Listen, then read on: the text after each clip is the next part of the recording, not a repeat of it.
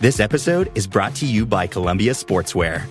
It's snowing again, and that wind chill is killer. But you're not worried about that because you shop the Omni Heat Infinity Collection. It's warmth perfected with tiny gold dots that reflect your body heat inside and protect you from the cold outside. No snow or chilly temps can stop you now. Go out anyway. Shop the Omni Heat Infinity Collection now at Columbia.com/infinity. Apple Gift Card is a practical gift that unlocks a world of entertainment and fun. You can send it via email or give a physical card to your loved ones. Your friends and family can spend it on their favorite Apple services, including Apple subscriptions. Apple Gift Card can be used to buy all things Apple: products, accessories, apps, games, movies, TV shows, iCloud Plus, and more. Visit apple.com for details and to send Apple Gift Cards to your friends and family this holiday season.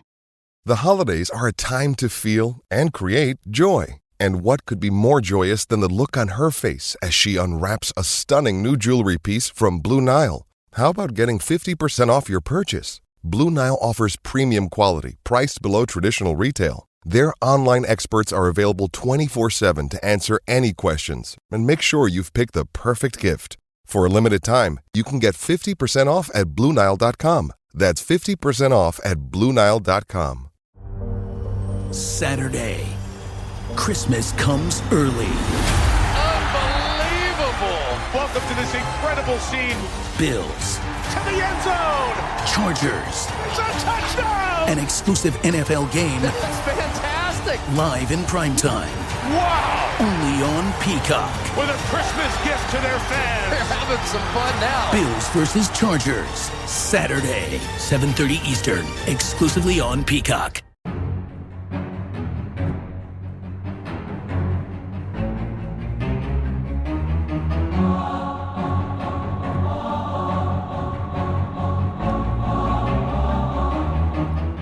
All right, welcome to, I don't really know what to call this, but I'm just going to go with it's the Old Guard pod for taking a look at the roster for Sporting Kansas City going to next year. This is Thad Bell. I've been around the season ticket holder since day one. Sometimes I actually pay attention to the team and know what I'm talking about. With me, I have Robert Russert, who been around forever and written about this team for a long time and analytical. And of course, the stats guru, the numbers, the history, the historian, the official historian of soccer in Kansas City, Mike Wikipedia Kuhn. See, I thought we were just calling this the adults are talking. I thought that was a good way to go with it. But yeah, no, we're kind of joking about that before we started recording, is that we want to dive into each player and what we think is why they should or should not stay. I think this will have a couple more pods. This one will be on the defensive end, and we'll have probably one on the midfielders and one on the forwards. So let's just start with keepers. First name on the list, Mike. The starter coming into 2021 or 2022, I'm sorry, Tamilia is out of contract at the end of this season, no options. So he would be the first one on the list to break down. Who wants to? I have my opinion. Do you want me to just go? Sure. I think it's time to say goodbye to Mr. Melia. He's been great for the team. He's a future sporting legend, but he has regressed greatly this year, in my opinion. The expected goals versus goals allowed, he's been, I think, only Montreal's starting goalkeeper is worse in the league in that regard. Negative 5.9. Yeah. He's not having, which for those that don't know, that means he's allowed 5.9 goals more than expected this year. So not exactly a good situation. He's also, according to the MLS players' salaries, he's on $525,000 for his salary. And again, he's out of contract, so there's no need to negotiate. There's no need to make a move one way or the other on that regard if you don't want to. So, in my opinion, I'm not convinced and we can talk about this with Pulskamp. I'm not convinced Pulskamp is ready to be the starter, but I think it's time that we move beyond Melia. Robert? Well, okay. One contextual question here is, and you guys, especially Thad, I think knows SKC2 better. SKC2, do they have a goalkeeper ready to be that third goalkeeper on the roster, in your opinion, Thad? Not ready. I mean, there's Borderline. There's the keeper that just played for them in their last game of the season. He played a couple of them. Ceylon. Yeah, Ceylon.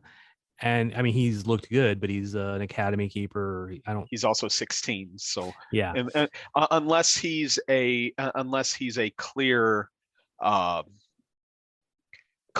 immediate hop in, and like unless he's a borderline ready to go now, I don't think you need to sign a 16-year-old as a homegrown keeper.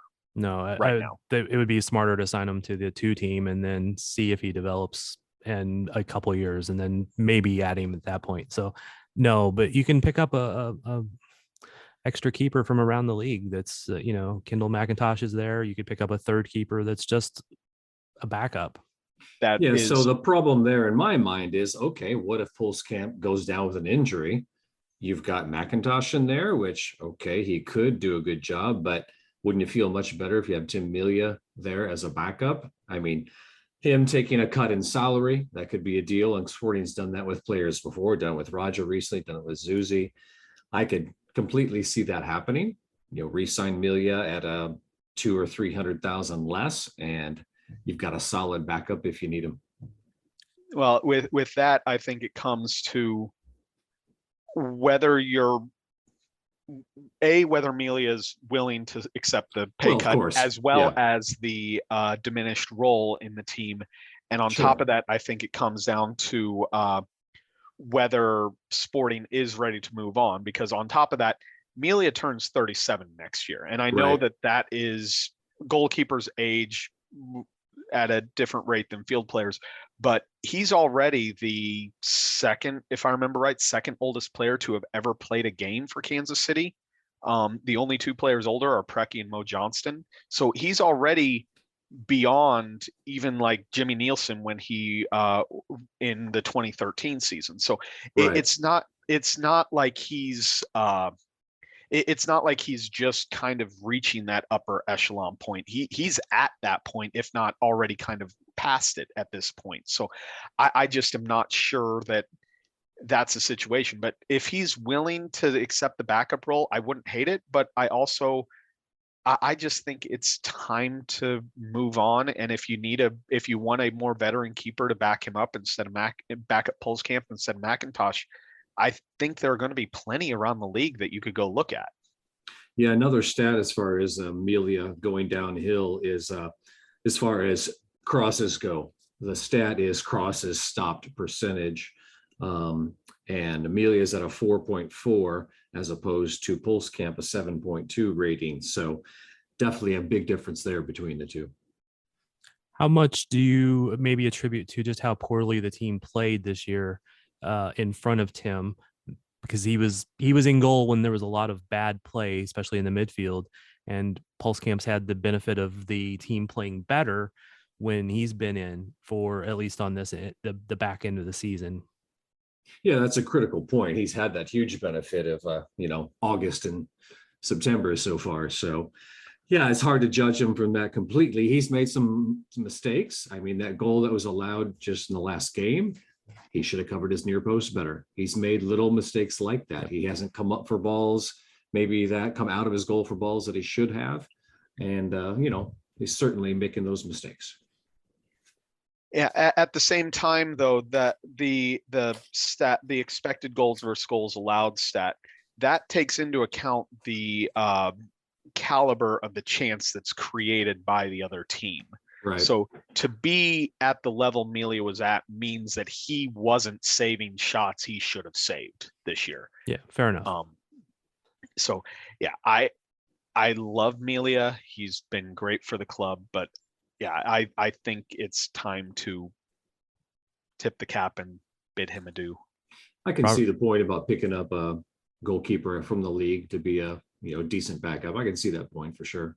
And they've had a decent record of picking up keepers off the waiver wire and things like that have been decent keepers and moved on to compete for starting spots other places. You mean like Tim Melia was himself? You mean? Yeah, basically. The mustache guy from that's Atlanta, Alex Kahn. So St. Louis City could make Melia their expansion draft pick from us. Who knows? They signed he'd a be goalie out of already. contract. So yeah, they did. They But signed a as a goalie backup, already. I mean, though. But yeah, he's out of contract, so that's not going to be. All right. So final decision from Mike would be for him to go. For you, Robert? I could see him staying and keeping him if he takes a salary cut and a diminished role. I'd keep him that way. Otherwise, yeah, I would say it's time to go on. And I'm gonna make one more comment before I give my final vote. I just going off of eye test, not going stats too deep into the stats on it, but eye test he was very, very poor early in the year, and he got better towards the middle. Right. And I've noticed that over the last couple of years, I felt that he's had like a few games where he was just not at his best. And then he would kind of round back into form and be the Tim that we kind of expected him to be. Now that may have been more affected by how the team played around him and some of those other factors.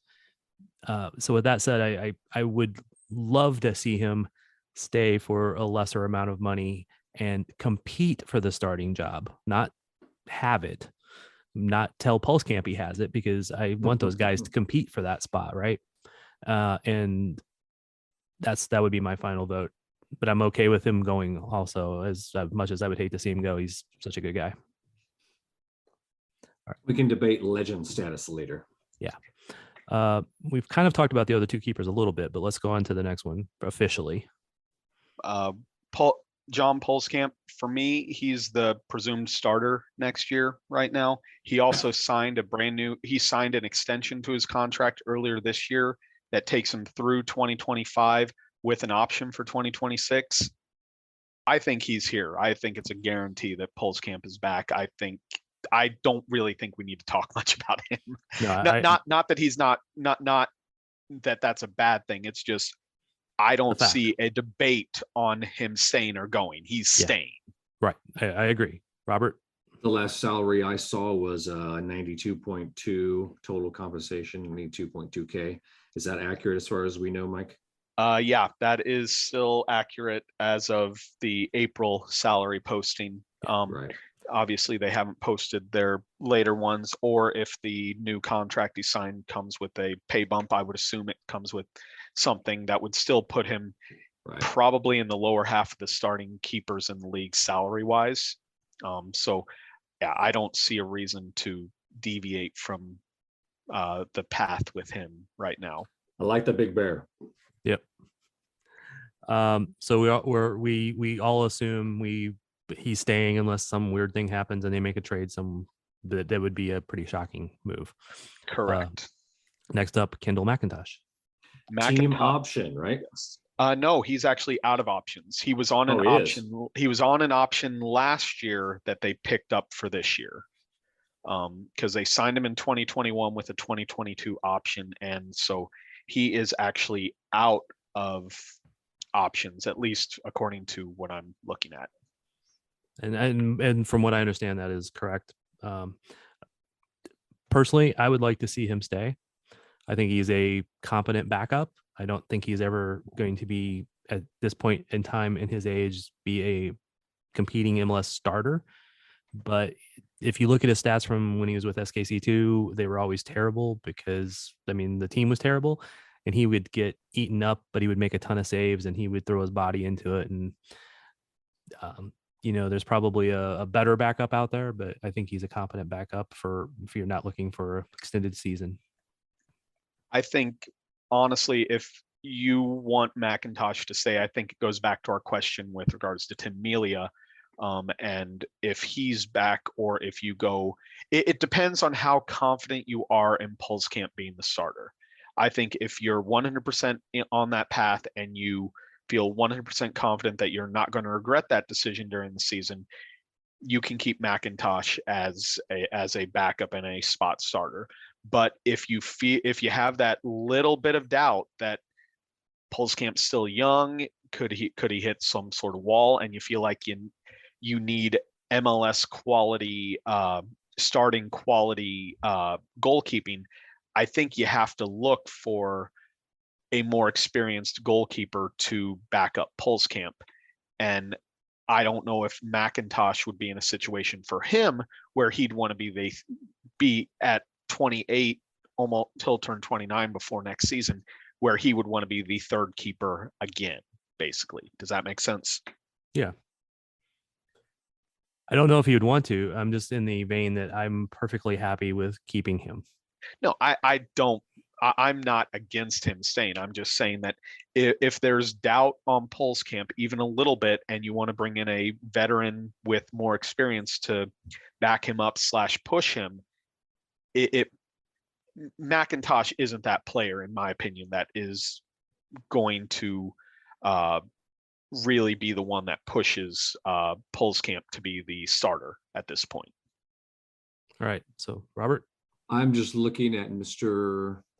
Chad's article, and he has Kendall McIntosh listed as a 2023 team option. So that's where I got that from. So, okay, maybe incorrect. Yeah. Oh, no, they did. I apologize. I'm seeing that their article now that they did. Yes, when he re-signed at the end of in December of 2021, he did have a 2023 option. I did not get my information updated, so I was incorrect. So yes, he does have an option to whether they want to pick it up or not, which gotcha. Doesn't change a ton, just means that they can do it. I mean, he performed well in his start Tuesday night, and I liked what I saw, and I'm fine with keeping him. The weird, interesting stat from American Soccer Analysis of goals added by players. He's the only keeper with a positive goals added stat of the three keepers in one match. Yeah, of 0.06. By the way, Pulskamp had a negative 3.37, and Tim had a negative 6.08. Whatever that really means in this category, I don't know, but I just found it as an interesting trivia for this discussion. So option, keep. I'm keeping. I'm good with keeping. It, like I said, it just depends on what your take is on the rest of the goalkeeper situation. Yeah, it may be his personal decision that he'd want to go elsewhere as well. Right. So he may want to make a run with a USL Championship team as a full-time starter. I mean, like I mentioned, he turns 29 before the season. That's kind of hitting the prime of your goalkeeping age. So he may want to go somewhere and try to be a starter. Right. So I think we all would keep him if he wants to. And moving on, because here comes, I think, the toughest area, because defense. Shall we just start with the left and work our way across? Let's do it. Yep. All right. So no sweat there. No. Which one do you want to start with? You started it off. Yep. You started with Ben Sweat. So Sweat already under contract through the end of next year with a 2024 option is where we're at with Mr. Ben Sweat. $200K salary. Yep. Not that high price. No. God, I wish I made $200K a year. I mean, so if you'd have asked me this a month ago, I would have 100% said that he has to go. And I'm still not sold that he should stay. I feel like there's been many times this year where he's been the slow man to get up off of the back line and kept players on side. That has led to goals. I know that's not a stat, but I mean, off the top of my head, I think of that 4-3 loss in Austin where he held players on twice, if not 3 times in that game. And then even the Minnesota game this past weekend, he was the one that kept Garcia on side on that ball that he scored on. So he's playing better. I don't want to take that away from him. He's playing much better now, but I have concerns about his play on the left back position. Yeah, I mean, if you want to look at some stats as far as stopping dribblers or allowing dribbles to get past him, he's at a 19%. So 81% of people who try to dribble past him have gotten past him. So that's a stat. His interception stats are decent, but as far as passing percentage, as a wide back, he has the number one passing percentage for left backs over, of course, Ndembe, just by a slight margin. But his crosses have been really good. I like those as far as those go. He has no right foot whatsoever. There was a moment in the game Saturday night where I just had a chuckle because he faked to go right and he faked to go right and he faked to go right, but he never did because he doesn't have a right foot. Yeah, at least, yeah, that was always the thing. Preki had just enough, well, not just enough. He had a very good right foot, but he had not. He went right enough that you knew that you had to respect the right. And I don't think many players that are defending Ben Sweat respect his right foot. Right. Yeah, I mean, Preki could go right once in 1,000 tries, and you still like he would still beat you because even if you went because left on it. Because the 1 in 1,000 that he goes right, he's scoring with his right. Yeah. But even if you defended him to the left every time, he still beat you almost every time. So yeah, we're not talking Ben and Preki in that same category in any way, shape, or form. But that's not what he's there for. He's to get up the field, cross a ball in, get it to someplace that Agata or some other center forward that shall remain nameless can head that ball in. So yeah, and it's the same argument in a sense as with Melia, if you will. Are you going to find a better backup left back that knows the league, that can step in and you don't have to worry so much about his mentality or if he's going to make some really, really dumb mistakes, besides what we've mentioned. So yeah, are you going to get that for $200K at this league? Is there any reason to try and get that if you drop him? I don't think so. I don't think so. I mean, again, as long as the expectation, I guess, is that he's not expected to be the everyday starter, I'm okay bringing him back as the presumptive backup to Ndembe. I think he's shown over the last month that he can be an asset to this team. I cringe a little bit every time I see him start, even during this stretch. I'm definitely not as down on him as you are, but I do understand why people have been. He's had some bad games where he's cost them some goals. I do wonder how much of that was him coming off that injury last year and not getting some games in there to get back in the condition. But man, I will give him. This is not necessarily a reason to keep a player, but I got to give him some kudos because there was a time when they didn't have another left back and he wasn't 90 minutes fit and he was just putting in a shift. And that probably led to some of those not getting up the field fast enough that he caused a guy to be onside and things like that. So I have a little sympathy in that regard. And so, but for 200,000 as a guy who will push for a starting spot, but maybe be okay with only getting spot starts or relief, I'm good with him. Yeah, and that I think is one thing that you have to reassess your mind with regards to the league. Because we've been around the league for a while. We've seen the league where the backup was getting paid $27,000 a year, right? Basically. So it also goes back to an article I wrote a little while ago with regards to the trades, and the allocation money that's involved in trades now is so much bigger than it was 3-4 years ago. You have to retrain your mind that 200,000 in the league is a good price for a backup. It's not. Yeah. You're not going to have a backup making under 100,000 in every single position, unless he's a homegrown. Yeah, and even then, they're not all going to be that price. Right. Robert, any final thoughts on Ben? No, let's hit Logan. All right, so Logan Ndembe, he's probably, I think he's around for a couple more years, 3 years. Logan Ndembe signed a 3+1 ahead of this season, so he's under contract through 2024 with a 2025 option. So he's still around for a few years. 350,000, I believe, according to or close to 400 when you add in all the compensations. Right. So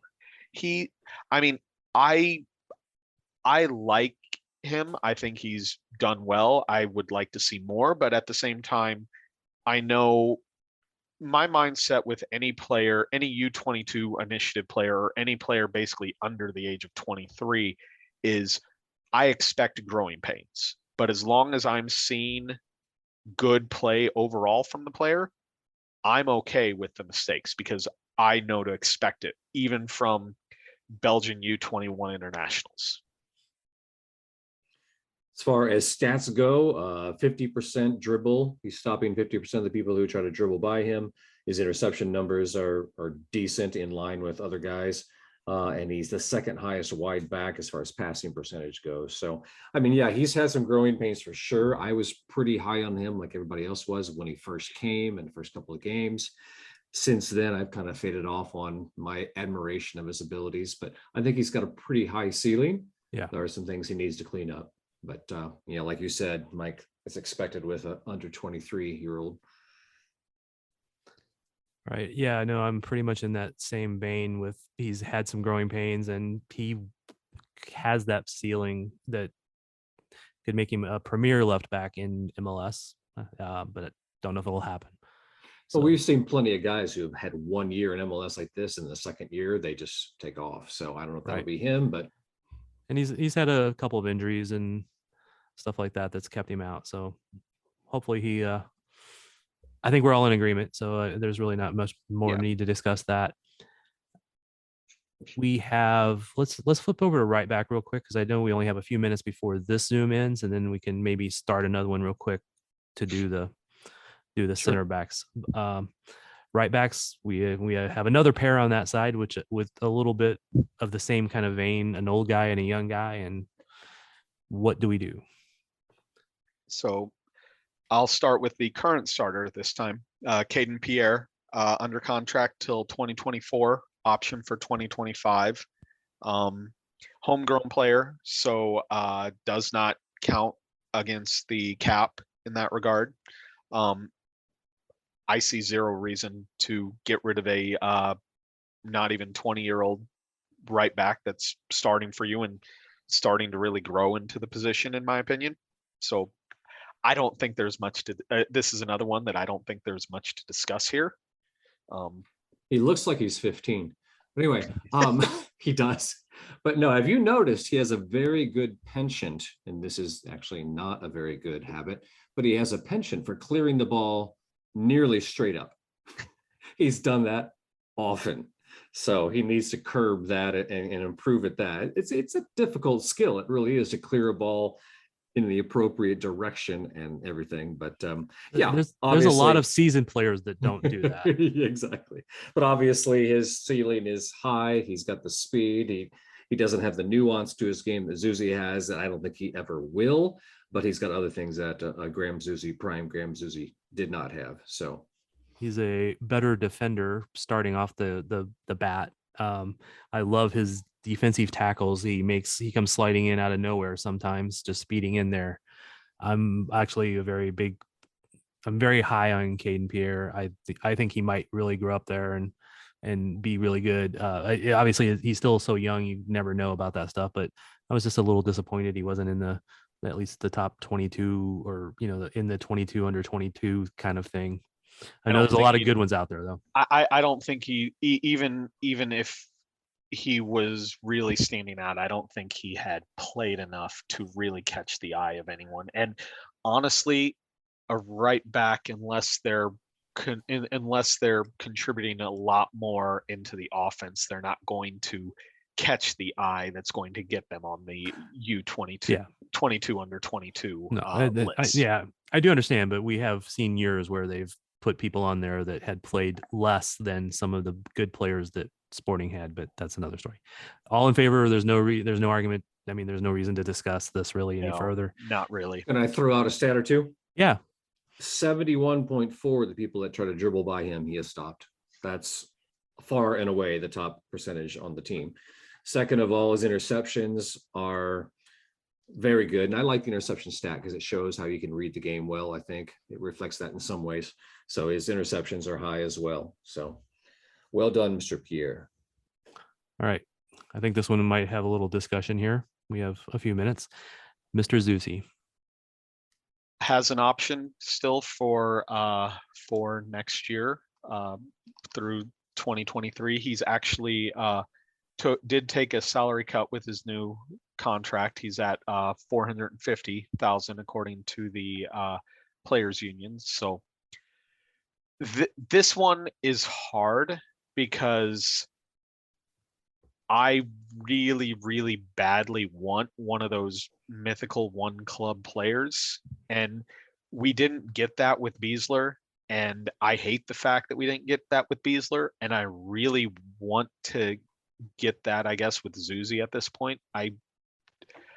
If Zusi's not ready to retire, part of me really wants him back just for that reason alone. And I know that's not a good reason, but I would like him back for that reason. You're letting emotions get into this, Mike. Yes, that's not normally yes, you, man. Yes. Would Graham play for another team? I don't know. That's in his mind, but my read of him is I don't know if he would. I have a little doubt that he would, but you never know. I didn't think Matt would. Yeah. Okay, it's tough. Yeah. So, I mean, stat wise, 45.8. The people that tried to roll past him, he stopped, which isn't a bad. It's top 5 on the team. 42 interceptions, though, is the big number. Pretty impressive number. He reads the game well. The man can still play. There's no doubt about it. Yeah, I mean, I'm in favor of keeping him. He took a salary cut. He's a good mentor, I think, as well. So I'm in favor of keeping him. Well, I guess here's the question. Do you pick his option up or do you not? And with the hope that he would take another slight pay cut to come back under another contract? I would definitely talk to him about that. I mean, that's one of those, like, you don't want to insult the man who's done so much for the club. That was my first thought. At the same time, you need to manage the money that you're spending, and earlier when you're saying like a $200,000 backup it's really no big deal in this league anymore. A $450,000 backup is a little bit more of a big deal. Although I think he could be used in a lot of different roles that, Peter probably wouldn't use him in, but I mean, he could come off the bench to do a winger, a midfielder, a defender, just be that smart guy off the bench kind of thing. And he just has that work ethic and example setting that is so good. But is it worth $450,000? That's really difficult. I'm gonna side with Mike and wish him to be back because of emotions. I like the guy. Yeah, and I like. It would be like watching Matt Besler in an Austin jersey when if he goes to another team. Again, I like numbers wise. There's, in my opinion, you look to go with a younger right back to push Pierre, in my opinion, but I don't want that. I want one more season with Zusi. Now, here's something we haven't mentioned, and not that I expect it, but Zusi could always retire. Yep. He could 100% just call it a career after this year, which is one path we haven't talked about. But if he wants to play, I would like, my heart wants him here. My head says it's time to move on. Is there a right back at SKC2 that could be that younger backup to push? It's well, younger is a relative term since Pierre's 19. Hard to get younger than, yes. I know they have, I can't remember which one's a right back, but I know they have Kobe Jones and Mikey Lennis both under USL, or not USL, MLS Next Pro contracts. They're not, neither one's on an academy contract. They're both on pro contracts. So either one of them could, in theory, come up, but neither one really seemed to nail down the starting job with SKC2. Yeah, but you can't go by that too much because they rotate guys just to give them looks. They do. But at the same time, if a guy locks down a position, they tended to stay there, and neither one could really lock down the position. I don't have the SKC2 stats pulled up, but I don't think either one started more than 10 games this year. No. And I don't think Kobe Jones is ready for that. I mean, I really like the kid, and I think he's got a potential future, but he's not even remotely ready for that. Linus might be much closer. Spencer Glass could actually probably play on both sides. He's a good option for that. Did pretty well with them. All right. Let's wrap. I mean, are we all in agreement on right backs at the moment? Believe so. All right. So we're going to take a quick break and come back on the other side of this in just shortly for you guys, probably a little bit longer for us. So.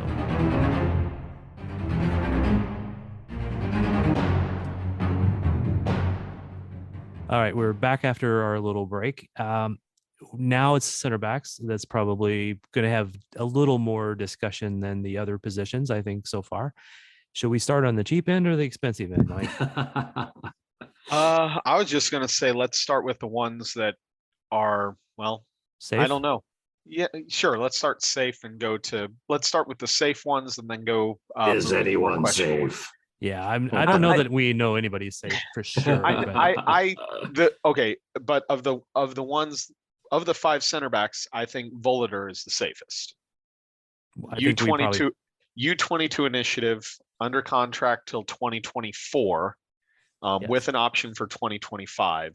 So if there is a safe center back, it is Voloder, in my opinion. Okay, is there any reason to argue on this one at all? I know Roberts, wants to throw out at least one stat. So, well, he makes a decent salary, $427K, all things considered. But I think he's looked good in the games he's played. Yeah. I mean, early in the season, there were some definite young player errors. I think he's shown more confidence in his recent performances.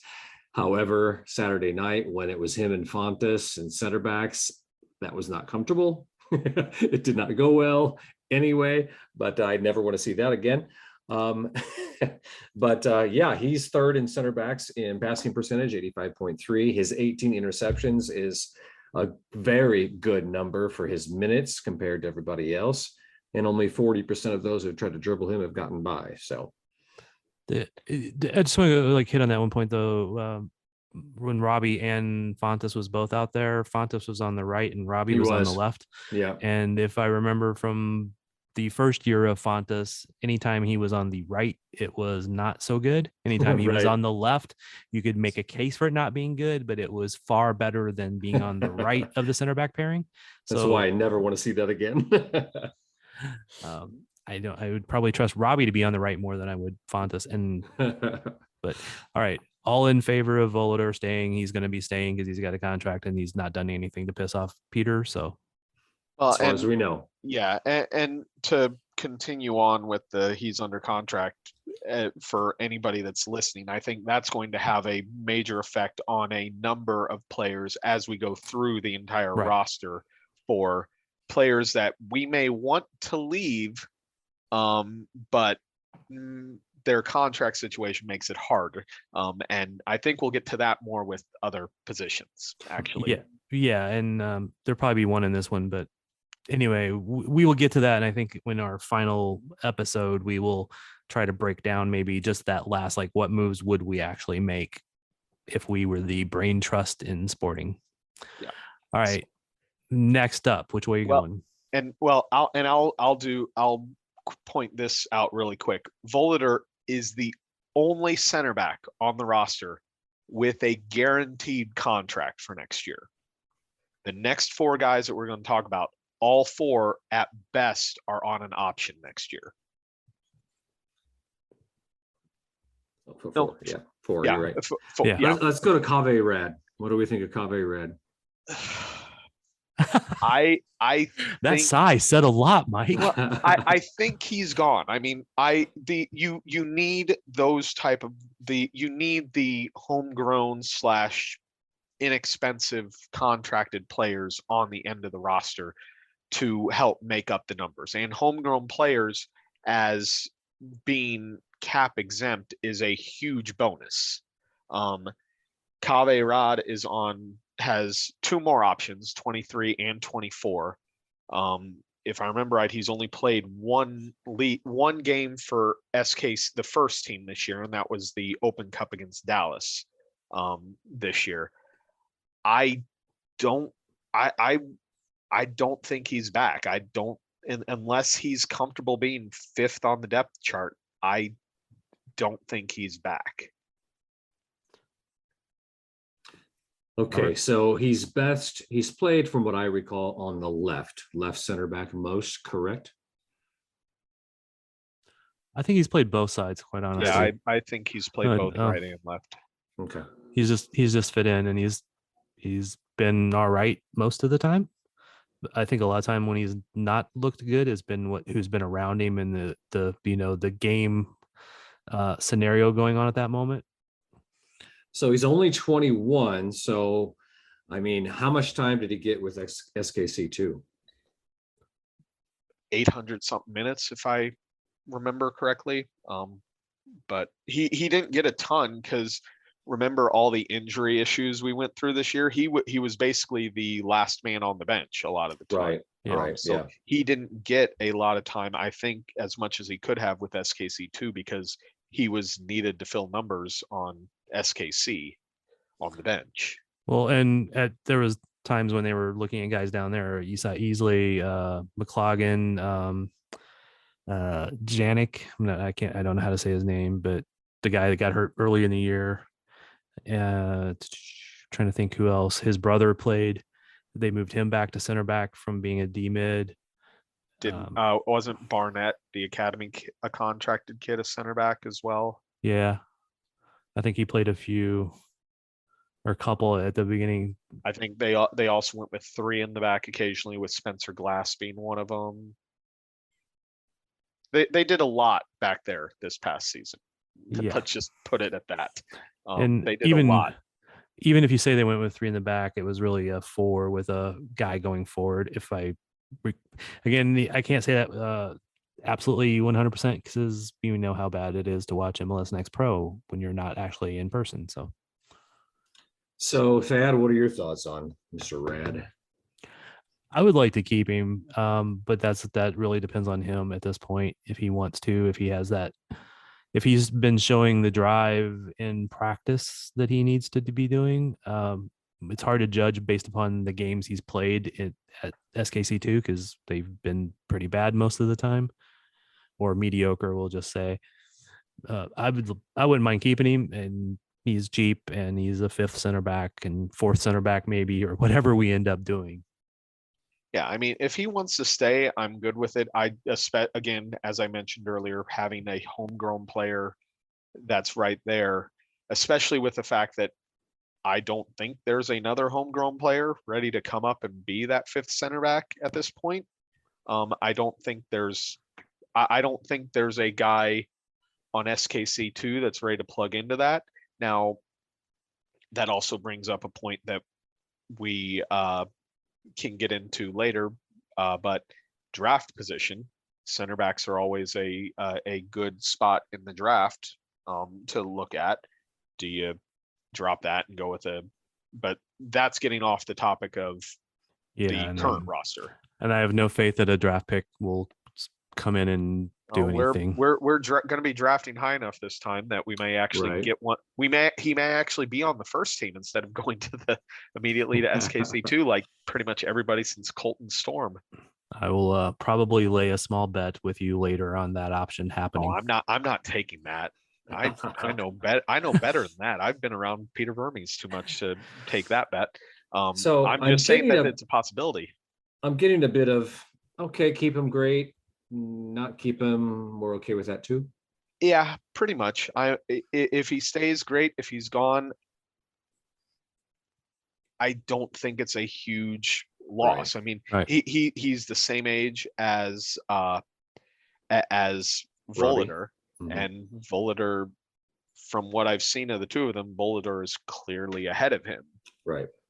Well, Voloder is German and Rod's North Carolinian. I know it's North Carolinian, I believe, but anyway, maybe. No, and look, I would love Rad to succeed, and I have thoughts that he could. I'm okay either way. I mean, I don't want that to be a negative on him. If he goes somewhere else, he might have more playing time and grow. So he might need to go to USL championship team or something. Right. All right. We've got 2 down. Let's just continue with the predominant backups this year, I guess, and go with Mr. Courtney Ford. The hole in the socks man. Yes. He's got options for 2023 and 2024 still on the cards for him. He's relatively cheap at only 151,000. I've liked what I've seen of him. And I don't think there's a reason really to get rid of him at this point. I think he's a solid athletic center back. We can debate the I don't want to say authenticity, but we can debate the situation that saw him suspended for 10 games. But I've liked what I've seen, and I'm okay with him being a third center back / spot starter / wherever you want to stick him. So especially at that salary price, I see no reason to not pick up his option. In fact, at that salary price, it's good reason to keep him. But Robert, your take? He plays right center back most of the time, same position that Izzy plays, and we'll have that discussion here in a little bit. Can he slide over, like many people have been thinking and maybe saying there's a possibility to play left center back and Izzy at right? Then we have 2 athletic center backs, but again, we'll talk about Izzy here in a little bit. So that's a bit of a question, I think. But yeah, I mean, there's really no logical reason to not keep Courtney Ford around. He's shown well. I think he's liked by Peter as far as his habits and his, into the team's, goals and team's framework. Or I'm trying to hit the word. What's the word I'm looking for, guys? The team's chemistry. Yeah, whatever you want to call it. So yeah, no reason, not at all, to keep Courtney Ford. That's pretty easy. That's probably one of our easiest ones. At least for the center backs. All right. Next up, let's go with Izzy. Okay, let's do it. Izzy's on an option. He has just one option left for 2023 left for him for the team. He is making in guaranteed compensation, and this is where I think some people will be lose this, is he's making over $1 million in guaranteed compensation for the team. I'm not convinced that you keep him around. I know he's on an option, and yeah, I'm not sold on keeping EC on the team next year. Well, you got to go deeper than that, Mike. He's the athletic center back, and I feel like he gets beaten in the air too much. He watches the ball go over his head a lot, it feels like. He gets caught drifting, and whether that's him or the right back is always debatable, because we saw with Colin years ago where he would drift out wide, and that was because of the right back situation with Juliao out there. But I think there's better, especially for the price we're paying. I'll agree with you. And I think that'll be a theme for the next 2, actually. Robert, I know you have tended to be a fan of Izzy, and I have at times. It has felt this year that a large number of those balls that just drifted over somebody to a person on the back post for a header or in the center for a header or whatever, Izzy's been the closest person.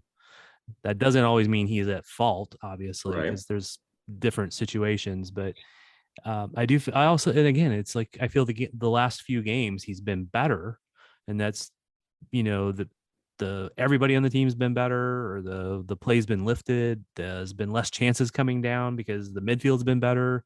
There's a lot of reasons you can look at that. The question of the cost and the eye test for me has not always been perfect.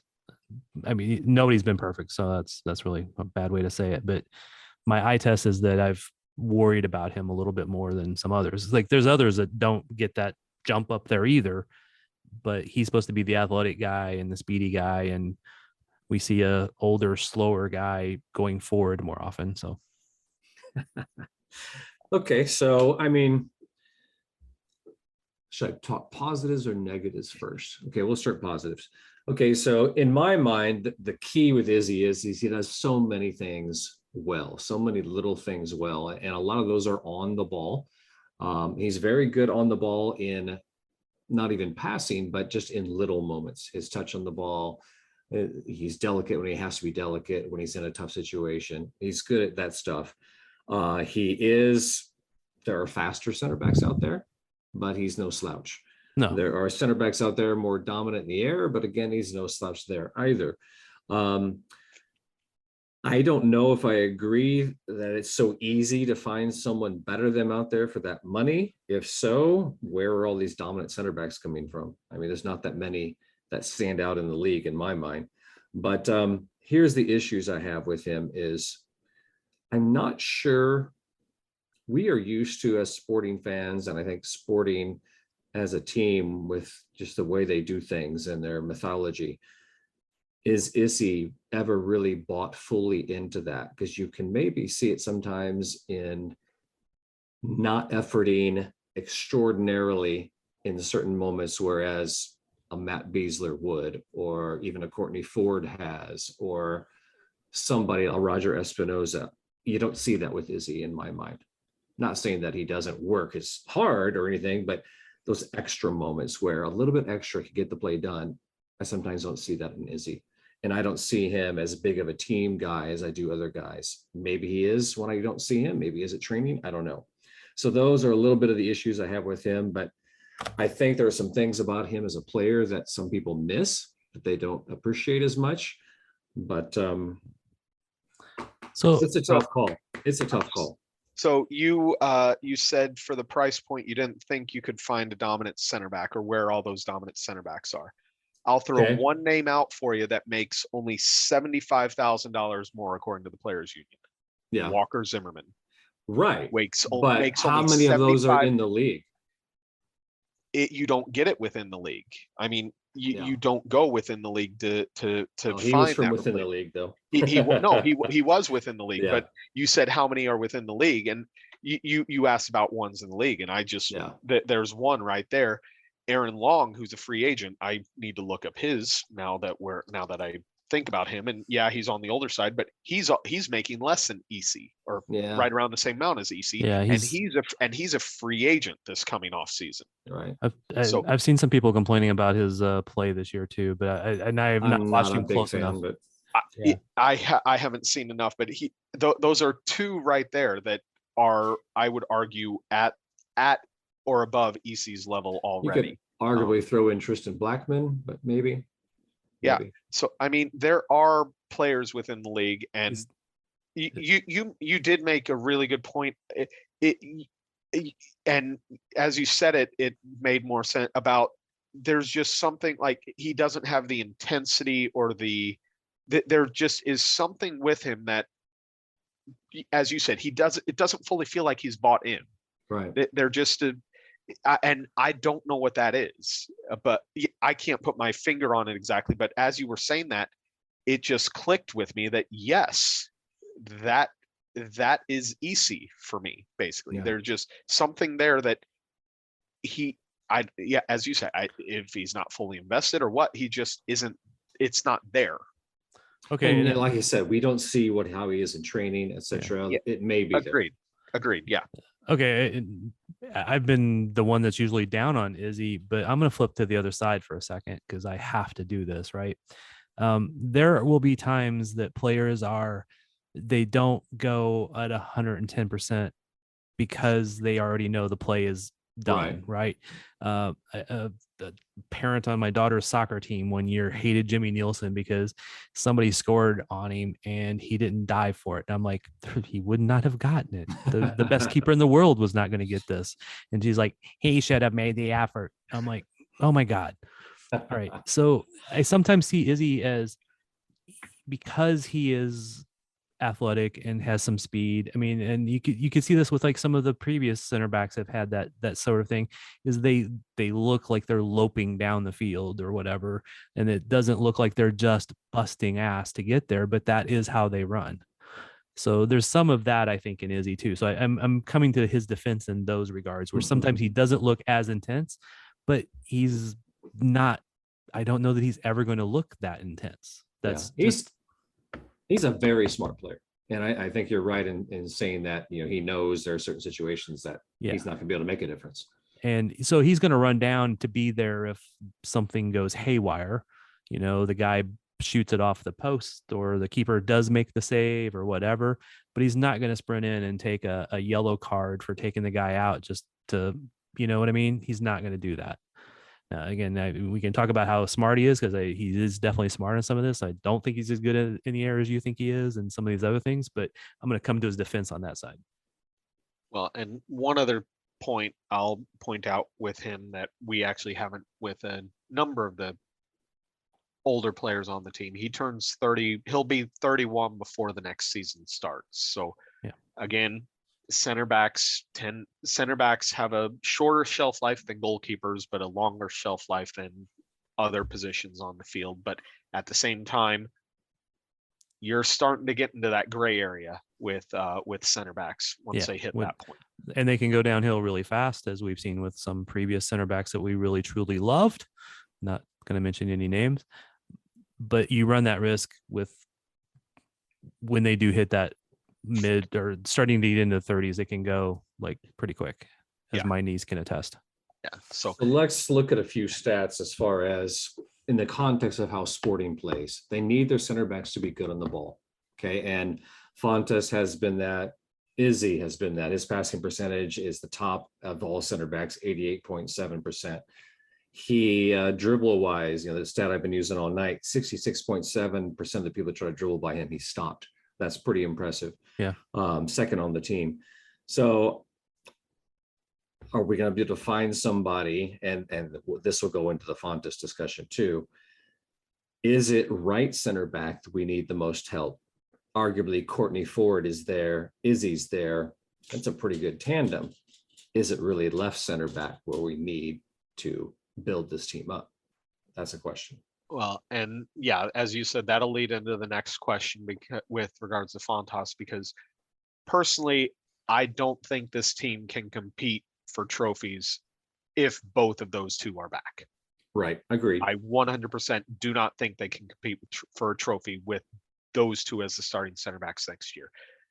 I'm hesitant. I'm not 100% convinced that they can if one of them's back. But at the same time, with how Vermes has coached this team and how he's done roster building over the years, I don't think Vermes will get rid of both starting center backs in one offseason. I think one will be back next year. Yeah, and can I interject? Of course. Because if you get rid of both of them, you're going to have to gamble that the two people you get to replace them are going to hit. And if they don't, you're in a heap of trouble. Yeah, and they can build chemistry quickly, because that's sometimes the biggest problem with center backs is they're not used to each other. They don't know how to read what they're going to do and know where that other guy is going to be. Yeah. So that leads into Andreu Fontas. So I will hold my judgment on EC until we get done with Fontas, basically, and then we can debate the two, because I think all three of us are under the opinion that at least one of the two will be back. Is that a fair assessment for the three of us, that at least one of those two will be back? These two will be back, Thad? I would not say it's an unfair assessment. I don't know that I believe that 100%, but let's go on. Andreu Fontas. Fonty.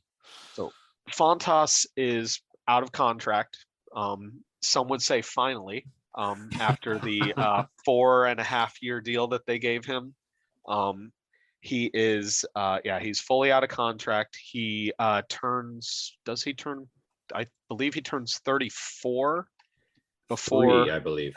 Does he, is it 30? Yeah, it's 33. Sorry. He turns 33 later this year. He is making 1.125 million, according to the Players Union. this year. Presumably, if he were to return, he would come back on a smaller deal, one would hope, as a 33-year-old. Hallelujah.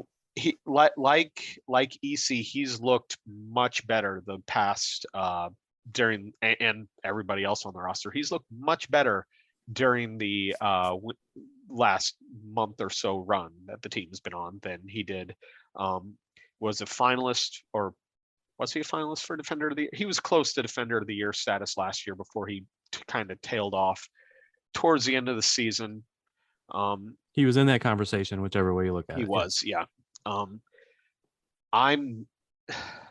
He's not a player that I would like to see back, but at the same time, unless Vermes is going to do other things on the roster that we can talk about later, I could see him returning.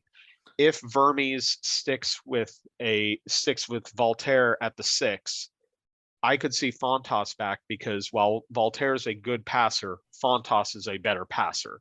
And the way KC has played the last few years with Vermes, you either need a 6 that can pass, or a center back that can pass, or both.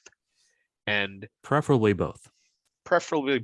And Voltaire is not a bad passer, but he's not Ilie level passer, and he's not Fontas level passer. So I could see Fontas back if he sees Voltaire as the number 6 next year. I could see Fontas back as the distributor out of the back 5. And I'll just add, and we'll get to the midfielders in another episode, but not if he brings if Voltaire is there, or he brings in another 6 that will be a step up, that is enough defensive presence also, because that's the problem, is you need a defensive presence in front of the center backs that wasn't always there for this team. So Robert. you guys talked about drop off. Fontas was in that discussion, Defender of the Year. He led the league in goals added at some point. I don't know if he ended up in top on that or not, but he is currently in the number 1 goals added on the Sporting Kansas City team by a good shot too. I think his fall off this year has continued from the end of last year. He still does some good things, but I think he's been a good servant. His buddy Ilie was jettisoned last year. I think Andreu is out the door. Thank you very much. You've been a great player. We love you, but your time has come. I would not say great. Well, I would not say he's been a great. Nice. He's been a decent player. Once he finally got healthy, he's not been bad. Yeah. But at the same time, he's also been one of the slowest defenders I've seen in a very long time. Notice I didn't say, "Hey, you've been great." I said, "You've been great." No, he's not a fast defender. I mean, No. and I think that ties in with some feelings on EC, where if like I said before, if you're gonna, I expect them to keep one. If it's Fontas, which I stated for the passing reasons, you need a quicker, more athletic center back next to him than EC. You need somebody younger who has some pace. Could we clone and make healthy Iko Para? Because I would take that. Because I think that as a whole would kind of work. I'm pretty sure that's why I saw Ike going into Cerner Labs that one day. But if Fontas is going to stay, you need an athletic center back. If EC is going to stay, you need to find a guy that can pass either at that center back position or at the 6. Now, Izzy is not a Fontas level passer, but he's pretty good. No, he's not bad. It's just he's not the type of guy that will. I don't want to say lead the offense, because that's not what he does. He's not breaking lines with his passes. That's what that position does in the Kansas City system. Exactly. It runs the offense basically from the center back or from the 6. We have had center backs that have been really high passing percentage, but they weren't great passers for distance, because we move the ball around from the left back to the left center back to the right center back to the right back to the D mid back to the right back, etc. So you get a lot of chances to make short passes. Now he's been pretty good at that. He doesn't give up the ball a lot, in my opinion. So that's been one of Izzy's strengths is he doesn't make a lot of bad passes, and he doesn't give up the ball when he's been challenged. Yeah.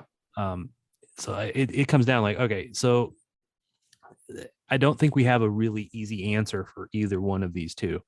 So I'm just going to phrase it this way. If you were Peter Vermees, what do you do with those two guys?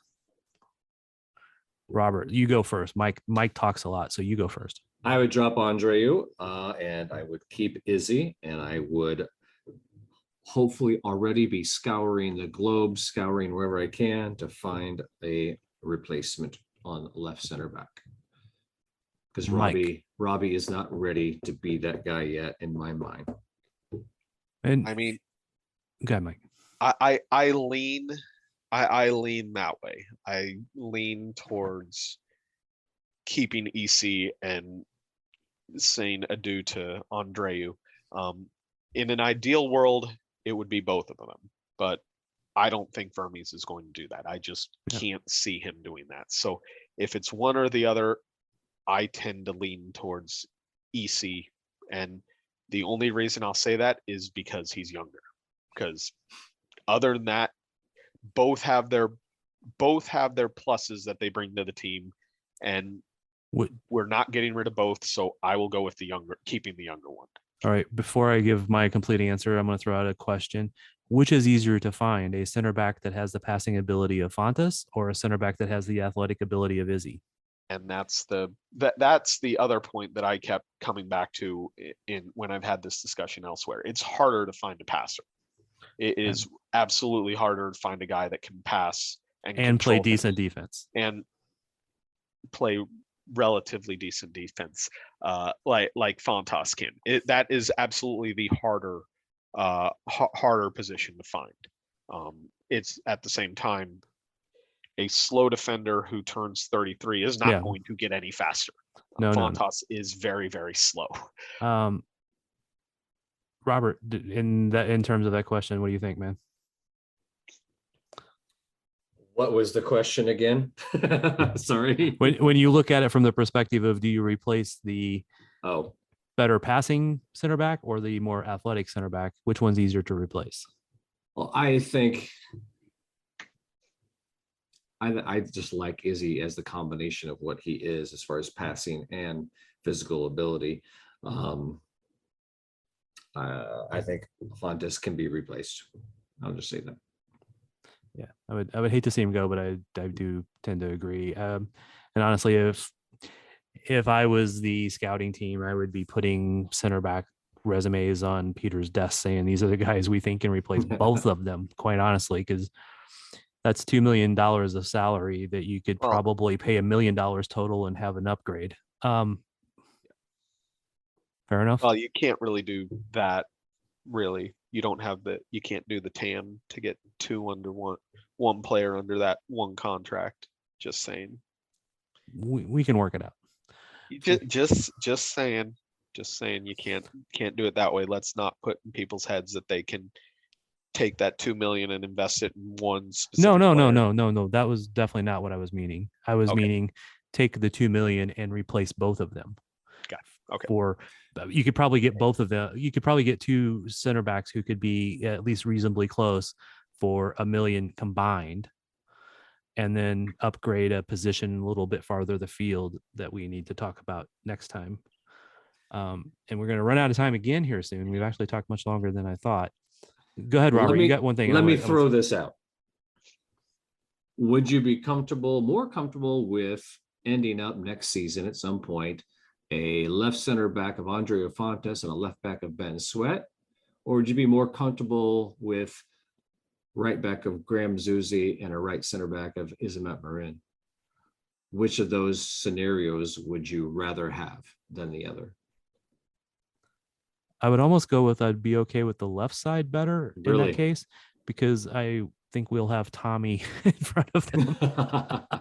I don't I don't know if I would trust a starting 37-year-old Graham Zusi next season. 36. 36. Which he'll, if he's back, he will turn, start. He would turn 37. Really? I've got 35. Okay, whichever it is. Anyway, whichever it is, I've had a night, so yeah. It would be a he turned 36 in August, so he would turn 37 in August of next year. So and I don't trust on the blue testament I looked at was incorrect. I don't trust a 37-year-old Graham Zusi to be the full-time starter. Starter. I said at some point yes. during the season. Yes, he will start at different times. Yes. Yeah. All right. So one more real quick question, just because you kind of made this, you made a comment earlier that made me want to ask this, because you talked about, one of the slowest defenders, center backs we've had. Who is the slowest center back that Kansas City has had on their roster that's played regularly? Oh, damn it. I was going to say Vuk Rasovic. I was going to do a deep cut there. Yeah, well, you still got it in. That's the good part. I think I know the answer. I just can't think of the bloody name.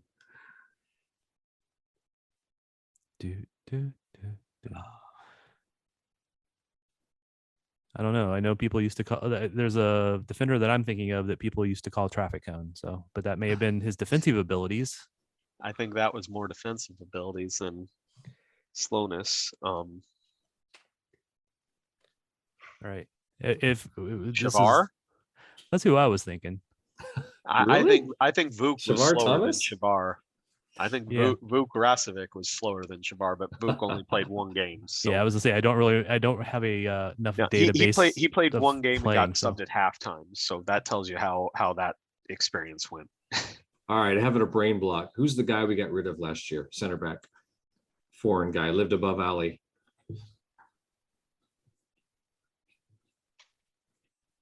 Who am I thinking of? I don't know. Mike is going to pull it out in a second. I'm going to pull it up very quickly because it's racking my brain, and we have like 2 minutes left before. Yeah. Puncic. There we go. He wasn't exactly a blazer either. No, he was not. He was not a blazer either. He. I think he was. Yeah. He actually changed his name to Sweat and came back. No, he's playing in Bulgaria now. Well, that's a step up. All right. Thanks, guys, for the chat. It's fun. I don't know that we have solved world hunger or sporting's problems, but we will continue to work on it in the next episode. Hopefully, everybody enjoys listening to us ramble and discuss and a little bit of argument, but not too bad. So that midfielder discussion is going to be a good one. Yeah, yes. And I think the final decision day, when we get to the end of this, we'll have to like a real quick boom, boom, boom, boom. I think that might create another argument. So, yeah. So, thank you, gentlemen. Yep. Thank you. We're out.